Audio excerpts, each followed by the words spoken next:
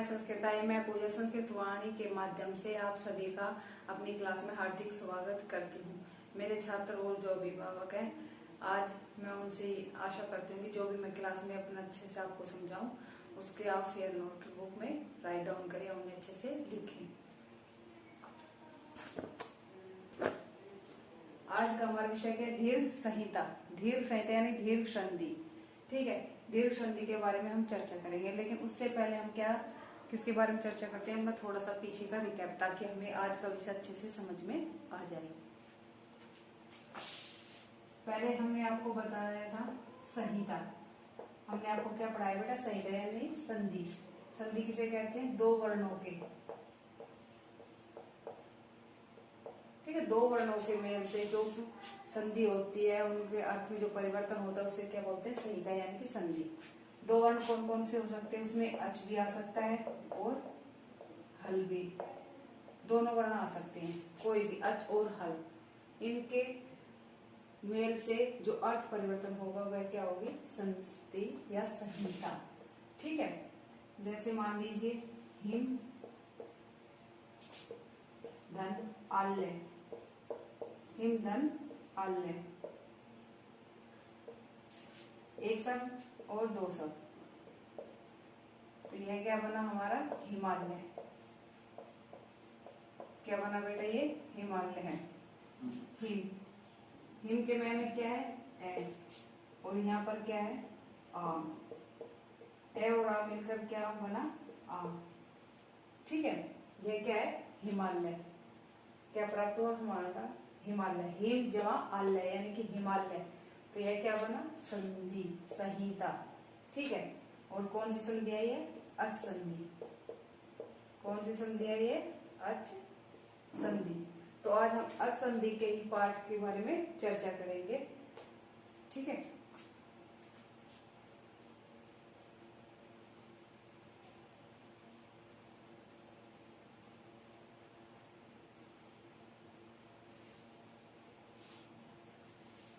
संहिता कितने प्रकार की हमने आपको पहले भी बताया, 73। कितने प्रकार की है? 73, यानी कि 3 प्रकार की। अच संधि, व्यंजन संधि और विसर्ग संधि, 3 है। आज हम इसके पाठ जो है, अष्टम भाग है इसके, उनके बारे में चर्चा करेंगे। तो फर्स्ट भाग है हमारा दीर्घ संहिता। संहिता यानी अच जिसमें स्वरों के कारण परिवर्तन होता है, व्यंजन जिसमें व्यंजनों के कारण परिवर्तन होता है, और विसर्ग जिसमें स्वर और व्यंजन और साथ में विसर्ग मिलकर अर्थ परिवर्तन करते हैं, उसे क्या बोलते हैं? विसर्ग संधि। एग्जाम्पल देखिए, अच का बेटा है, अगर ए जमा ए, हमें क्या प्राप्त होता है? आ। ए भी क्या है? स्वर, और ए भी क्या है? स्वर, तो यहाँ पर क्या परिवर्तन हुआ? स्वर के कारण आ मिला। ठीक है, तो यह कौन सी है? अच संधि। व्यंजन संधि, तत जमा च। ठीक है बेटा, और हम इसको अगर मेल करेंगे तो क्या बन जाएगा? ततच। तो ये किसके कारण? तय और च सारे क्या है? व्यंजन। विसर्ग, विसर्ग में दोनों,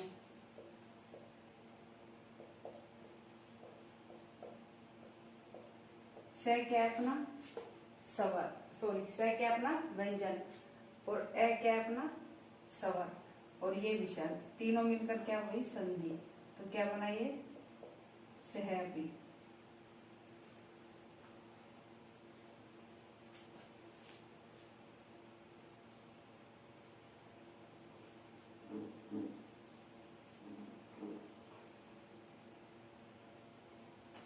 तो अब हम आते हैं अपने टॉपिक पर, दीर्घ संधि। इसकी आप एक ट्रिक मान लीजिए, बड़ी मात्रा।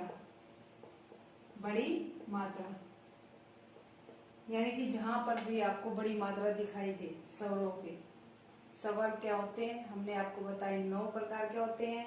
ए, ई, उ, री, लिरी, ए, आई, ओ, औ। ठीक है, ये क्या होते हैं? स्वर, और स्वरों के कारण जहां भी बड़ी मात्रा दिखती है तो वहां पर कौन सी संधि होगी? दीर्घ संधि। संस्कृत में कहेंगे हम अकै सवर्ण दीर्घ, अकै सवर्ण दीर्घ, जहां पर सभी वर्णों का दीर्घ हो जाए, सभी स्वरों का दीर्घ हो जाए, वहां पर कौन सी संधि होती है? दीर्घ संधि। स्टार्ट करते हैं फर्स्ट उत्तर से। ए धन ए या फिर आ, ए धन ए या आ हो तो दोनों, अगर ए के साथ ए आए या फिर आए तो हमें क्या प्राप्त होता है? आ। ठीक है, कैसे? एग्जाम्पल देखो बेटा, कैसे? अगर ए के साथ ए या आ जाए तो क्या प्राप्त होता है? और आ क्या है? दीर्घा। दीर्घा किस में आता है? दीर्घ संहिता में।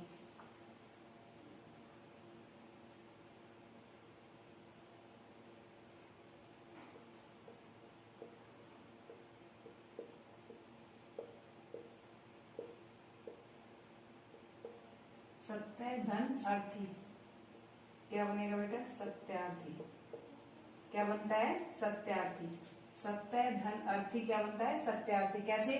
देखिए, ए और ए, प्रथम शब्द का लास्ट वर्ण और सेकंड वर्ण का प्रथम वर्ण, दोनों के बीच में संधि होती है। ए और ए मिलकर क्या बना? आ।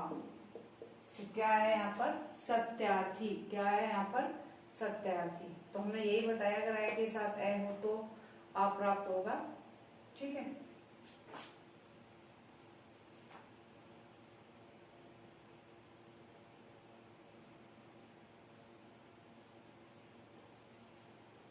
आप इसे अच्छे से राइट डाउन करेंगे।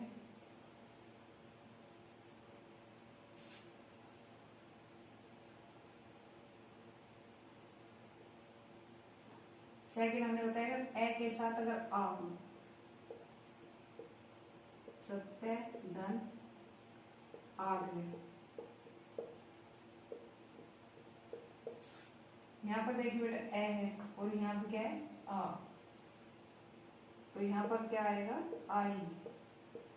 सत्याग्रह। कैसे?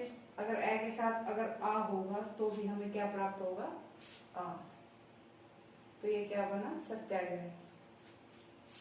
ये दीर्घ संधि का फर्स्ट उत्तर है। इसी में सेकंड है, अगर आ के साथ ए या फिर आ हो तो भी हमें क्या प्राप्त होता है? आ। आप देखेंगे एग्जाम्पल, विद्या धन आल्य। विद्या धन आल्य है विद्यालय।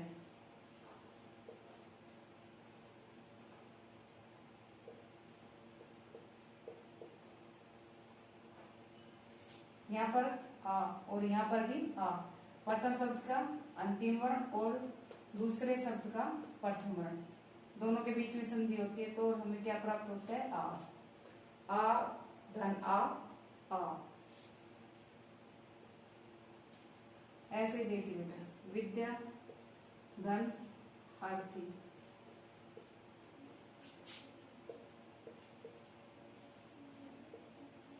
विद्यार्थी क्या बना? विद्या धन अर्थी क्या बना? विद्यार्थी। देखिए यहाँ पर क्या है? आ और ए। अगर आ के साथ ए मिलता है तो भी हमें क्या प्राप्त होता है? दीर्घ आ। तो क्या बना? ये विद्यार्थी।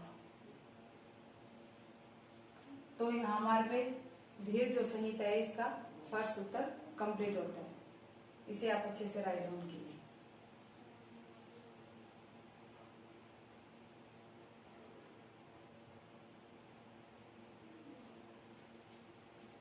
हो गया?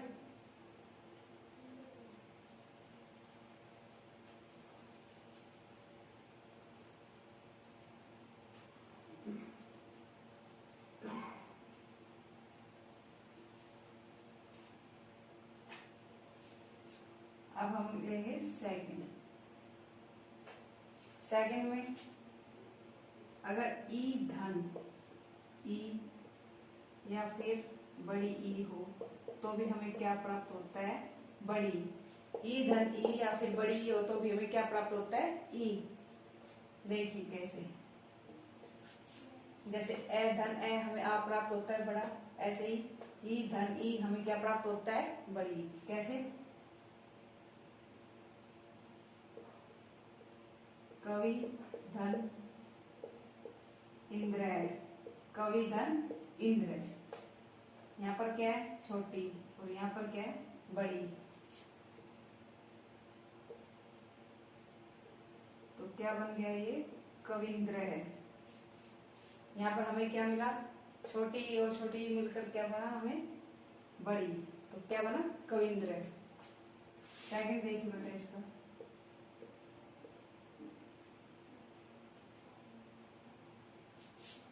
हरिधन ईश।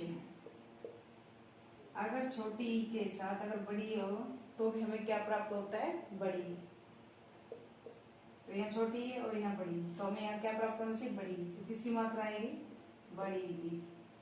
हरीश, और विसर्ग आएगा तो हरीश है। क्या बना? हरीश है। इसी में आगे नेक्स्ट देखेंगे, अगर बड़ी ई के साथ बड़ी ई या फिर छोटी ई हो तो भी हमें क्या प्राप्त होता है? बड़ी ई। एग्जाम्पल, नारी धन ईश्वर है।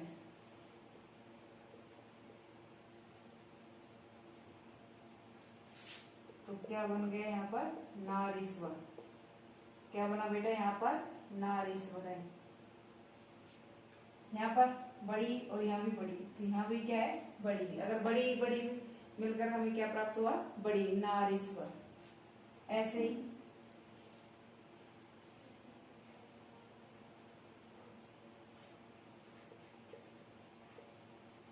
मही धन इंद्र है। यहाँ पर बड़ी है और यहाँ पर क्या है? छोटी। अगर बड़ी ही के साथ छोटी ही हो तो भी हमें क्या प्राप्त होता है? बड़ी। तो क्या आएगा? महेंद्र। क्या आएगा बेटा? महेंद्र। ये था अपना सेकंड सूत्र, किसका? दीर्घ संहिता का। पहले ए का और उसके बाद आया ई का। तो आप इसको राइट डाउन कीजिए।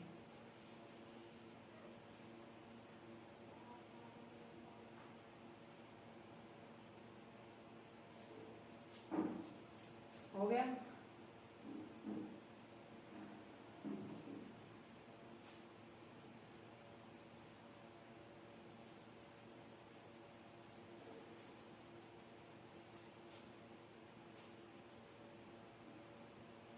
अब हम करेंगे दीर्घ संधि का थर्ड सूत्र, जिससे हमें पता लगेगा कि इस वर्ड में दीर्घ संधि है या फिर गुण संधि। अगर हमें छोटा ऊ धन छोटा ऊ या फिर हमें बड़ा ऊ मिलता है तो भी हमें क्या प्राप्त होगा? बड़ा ऊ। कैसे? एग्जाम्पल,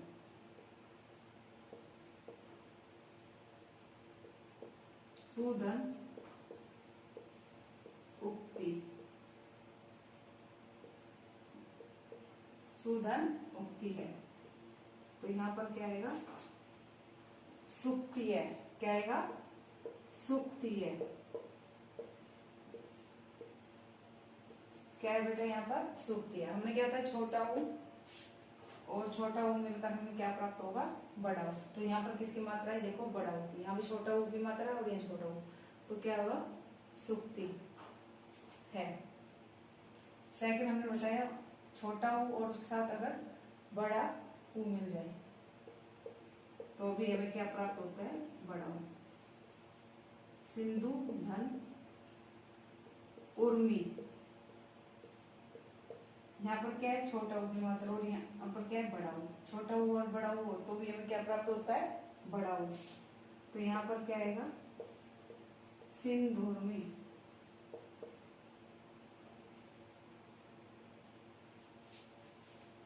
हो गया? अब इसी में आगे देखेंगे, अगर बड़ा ऊ के साथ बड़ा ऊ या फिर छोटा ऊ हो तो भी हमें क्या प्राप्त होता है? बड़ा ऊ। कैसे? देखिए, वधू धन उत्सव है तो भी क्या प्राप्त होगा हमें? वधूत्सव। वधू धन उत्सव वधूत्सव। कैसे? छोटा ऊ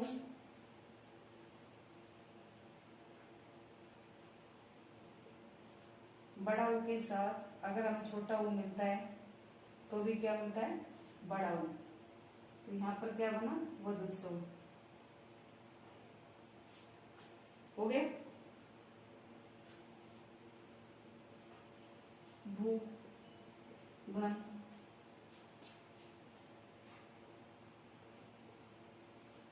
ऊर्जा। इसका क्या आएगा बेटा?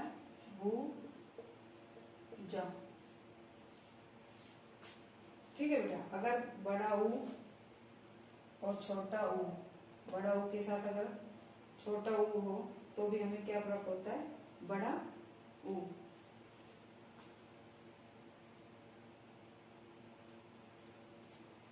तो ये हो गए हमारे दीर्घ संधि। दीर्घ संधि कंप्लीट हो गई बेटा। नेक्स्ट चैप्टर में हम इसका ये नेक्स्ट पार्ट लेके आएंगे, गुण संधि। तो हमारी वीडियो आपको कैसी लगी, इसमें कोई त्रुटि हो या फिर आपको कुछ एक्स्ट्रा सीखने का मिला है तो प्लीज कमेंट बॉक्स में लिखकर बताएं और हमारी वीडियो को लाइक एंड शेयर और सब्सक्राइब करें। Thank you.